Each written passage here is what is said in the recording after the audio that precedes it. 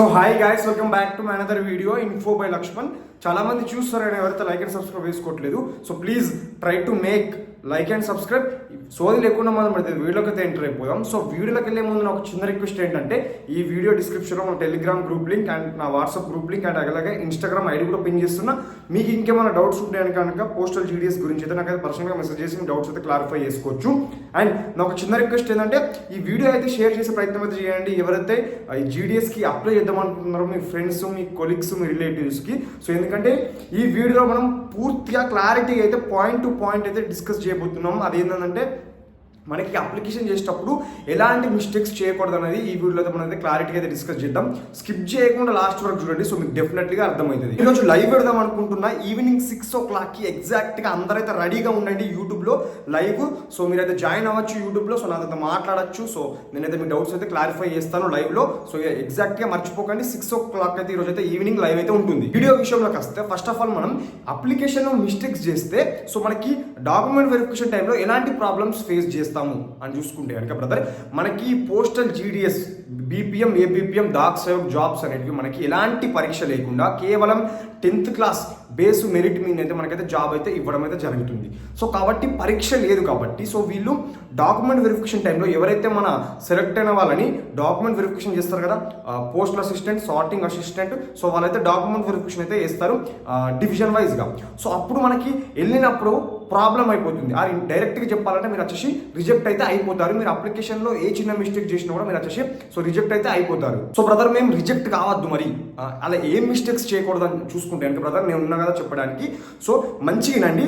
First of all మనకి మెయిన్గా ఈ జీడీఎస్ అప్లికేషన్ చేసేటప్పుడు మనకి మెయిన్గా అందులో కావాల్సిన డాక్యుమెంట్ మెయిన్ ప్లే చేసే రోల్ మనకు వచ్చేసి 10th మెమో. ఓకేనా, మనకి 10th మెమోలో దాదాపుగా 90%, ఇప్పుడు మనకి జీడీఎస్ అప్లికేషన్లో 90% డీటెయిల్స్ వచ్చి మనకి 10th మెమోలో నుంచి అడుగుతుంది.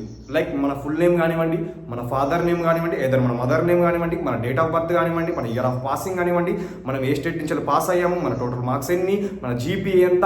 సో ఇలా చాలా ఉంటాయి కాబట్టి, సో మీరు ఏం చేస్తారంటే జీడీఎస్ అప్లికేషన్ చేసేటప్పుడు ప్రింట్ టు ప్రింట్ వాళ్ళు 10th మెమోలో ఎలా ఉంటుందో మీరు జీడీఎస్ అప్లికేషన్ ఫామ్లో కూడా అలానే ఎంటర్ చేయాలి.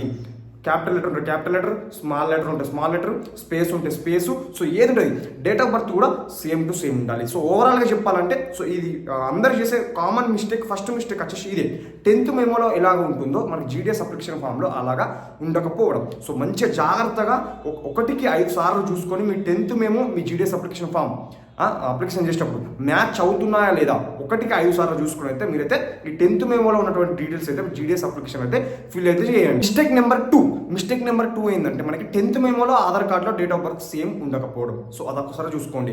10th మెమోలో ఆధార్ కార్డులో డేట్ ఆఫ్ బర్త్ సేమ్ ఉండాలి.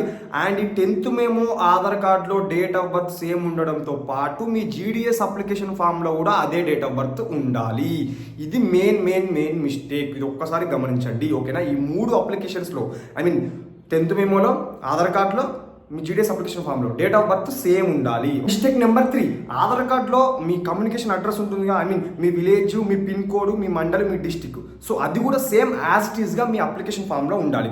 ఎందుకంటే ఇది ఇక్కడ అప్లికేషన్లో ఈ డీటెయిల్స్, మీ అడ్రస్ డీటెయిల్స్ తప్పుగా ఇస్తే ఈ రిజల్ట్ వచ్చేసి, ఈ ప్రభావం వచ్చేసి మీకు ఎక్కడ చూపెడుతుందంటే, మీకు జాబ్ వచ్చిన తర్వాత మీ ఇంటికి కాల్ లెటర్ రావడం, లేదంటే ఇంకా ఫర్దర్ ఇన్ఫర్మేషన్ ఏమన్నా కమ్యూనికేషన్ రాదు, అక్కడ ప్రాబ్లం అవుతుంది. సో ఇది ఇలాంటి మిస్టేక్ కూడా మనకి లైక్ అంటారు కదా, మన పెద్దలు ఏమంటారు, ఇప్పుడు చేసినటువంటి తప్పుకి ఫ్యూచర్లో ఖచ్చితంగా ఏదో ఒకటి మీరైతే అనుభవిస్తారు, ఆ రిజల్ట్ అయితే చూపెడుతుందని. సో ఇదే అన్నమాట.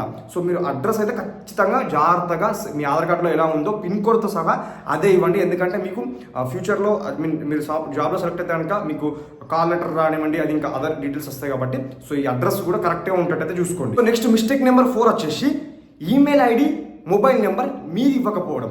ఓకేనా, ఖచ్చితంగా మ్యాక్సిమం మీదే ఇవ్వడానికి ట్రై చేయండి, మీ ఈమెయిల్ ఐడి, మీ మొబైల్ నెంబర్. ఎందుకంటే మీ ఇంట్లో వాళ్ళది ఇవ్వకపోవడానికే అయితే ఉండండి. ఎందుకంటే ఇప్పుడు ఇన్ కేసు మీరు జాబ్లో సెలెక్ట్ అయితే కనుక, సో మీ మొబైల్కి మీ ఈమెయిల్కి మెసేజ్ వస్తుంది కాబట్టి మీరు చూసుకోగలరు మీకు జాబ్ వచ్చింది అన్నట్టుగా.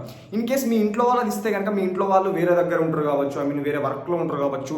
సో అలాగ అంతగానో అయితే పట్టించుకోరు కాబట్టి కుదిరినంత వరకు 99.9% వచ్చేసి మీ మొబైల్ నెంబర్ అండ్ మీ ఈమెయిల్ ఐడి అయితే ఇచ్చేందుకైతే ట్రై చేయండి. సో నెక్స్ట్ మిస్టేక్ నెంబర్ 5 వచ్చేసి ఇది చాలా కామన్గా జరిగే మిస్టేక్. అదేంటంటే ప్రిఫరెన్సెస్ సరిగ్గా ఇవ్వకపోవడం. మీకు జాబ్ రాదు వస్తలేదు అంటే ఎలా వస్తుంది? ప్రిఫరెన్సెస్ సరిగ్గా ఇవ్వకపోతే జాబ్ అనేది రావడం కూడా కష్టమే. అది కూడా ఒక కీ రోల్ ప్లే చేస్తుంది. సో ఎలా అంటే ప్రిఫరెన్సెస్ చాలామంది ఎలా ఇస్తారంటే, కొంతమంది ఇలా ఉండరు, బట్ చాలామంది ఎలా ఉంటారంటే లైక్ నాకు దగ్గర ఉండాలి, ఒక 5 కిలోమీటర్స్ 10 కిలోమీటర్స్ రేడియస్లో దగ్గర ఉన్న ఏమైనా ఉంటే చూసి ప్రిఫరెన్సెస్ పెట్టుకోవాలి, జాబ్ వస్తే మంచిగా చేయొచ్చు అని చాలామంది అనుకుంటారు కాబట్టి. బట్ అలా కాదు. సో ఎవరైతే మీరు డివిజన్లో అప్లై చేస్తున్నారో కుదిరినంత వరకు అన్ని ప్రిఫరెన్సెస్ ఇవ్వడానికి అయితే ట్రై చేయండి. ఇది ఒక్కటి మెయిన్ అయితే గుర్తుపెట్టుకోండి, అన్ని ప్రిఫరెన్సెస్ ఇవ్వండి. ఎందుకంటే ఏదో ఒక పోస్ట్కి మీకు జాబ్ రావడానికి ఛాన్స్ అవుతుంది. సో మీరు ఇచ్చేదే 5 ప్రిఫరెన్సెస్ 10 ప్రిఫరెన్సెస్కి, సో ఫస్ట్ లిస్ట్లోనే ఫిల్ అయిపోతుంది. అలాంటిది మీకు 4th లిస్ట్ 5th లిస్ట్ వరకు వెయిట్ చేయాల్సిన అవసరం ఉండేది, జాబ్ కూడా రాదు కాబట్టి. సో మీరైతే కుదిరినంత వరకు అన్ని ప్రిఫరెన్సెస్ అయితే ఇవ్వడానికైతే ట్రై చేయండి. ఇంకా చాలా మంది ఏమనుకుంటారంటే మాకు బీపీఎం కావాలి, ఏ బీపీఎం దాక్సో కద్దు, కేవలం బీపీఎం మాత్రమే ప్రిఫరెన్సెస్ ఇస్తాము అనేది చాలా మంది ఉంటారు. బ్రో అలా కాదు, అన్ని ఇవ్వండి. మీ లక్ ఉంటే ఎందులో ఒక దాంట్లో వస్తుంది. బీపీఎం వస్తే హ్యాపీ, ఏ బీపీఎం దాక్సో వచ్చినా కూడా హ్యాపీ, ఎందుకంటే అది జాబ్ కదా, అది కూడా జాబే కాబట్టి. సో ఇది అయితే ఆలోచించకండి. సో అంటారు కదా, ఆశేమో సముద్రం అంతా, రిజల్ట్ ఏమో కాల్వంతా అన్నట్టుగా. సో అలా అయితే ఆలోచించకండి. సో అలా ఆలోచిస్తే సో ఉన్నది రాదు, రాబోయేది కూడా రాదన్నట్టుగా. సో ఏదైతే రాదు కాబట్టి కుదిరినంత వరకు అన్ని ప్రిఫరెన్సెస్ అన్ని పోస్ట్ అయితే ఇవ్వండి. ఇవన్నమాట ఇవరకు నేను డిస్కస్ చేసిన మిస్టేక్స్ అయితే మీరు ఎట్టి పరిస్థితుల్లో మిస్టేక్స్ అయితే చేయకండి. సో ఎందుకంటే మీరు కష్టపడి ఎన్ని రోజుల నుంచి వెయిట్ చేసి ఒక్కసారి జాబ్ వచ్చిన తర్వాత మీరు డాక్యుమెంట్ వెరిఫికేషన్కి వెళ్ళిన తర్వాత అక్కడ ఏదో ఒక చిన్న మిస్టేక్ చేయడం వల్ల మీరు రిజెక్ట్ అయిపోతే సో అది కరెక్ట్ కాదు. సో అది కూడా మీకు కూడా మంచిది కాదు కాబట్టి సో మిస్టేక్స్ అయితే చేయకపోవడానికి మీరైతే ప్రయత్నం అయితే చేయండి. సో నేనైతే చేయరని అనుకుంటున్నాను. నేను ఒకటే కోరుకుంటున్నాను, ఈసారి మన సబ్స్క్రైబర్స్కి అయితే చాలా మందికి జాబ్ రావాలని నేను కోరుకుంటున్నాను, అందరికీ రావాలని కోరుకుంటున్నాను కుదిరినంత వరకు అయితే. సో నా ఇంటెన్షన్ ఎలా అనిపించినప్పుడు కింద కమెంట్ చేసే ప్రయత్నం చేయండి. సో అండ్ అలాగే ఇలాంటి జెన్యూన్ ఇన్ఫర్మేషన్ కోసం, క్లారిటీ ఇన్ఫర్మేషన్ కోసం అయితే మన ఛానల్ సబ్స్క్రైబ్ చేసుకొని సో రెగ్యులర్గా అప్డేట్ అవుతుండండి మన వీడియోస్. సో ఇది గ్యాస్ మరి వీడియో. సో మరొక మంచి వీడియోతో, సో మరొక మంచి అప్డేట్తో ముందుంటే అన్సెప్ట్ టేక్ కేర్, గుడ్ బై.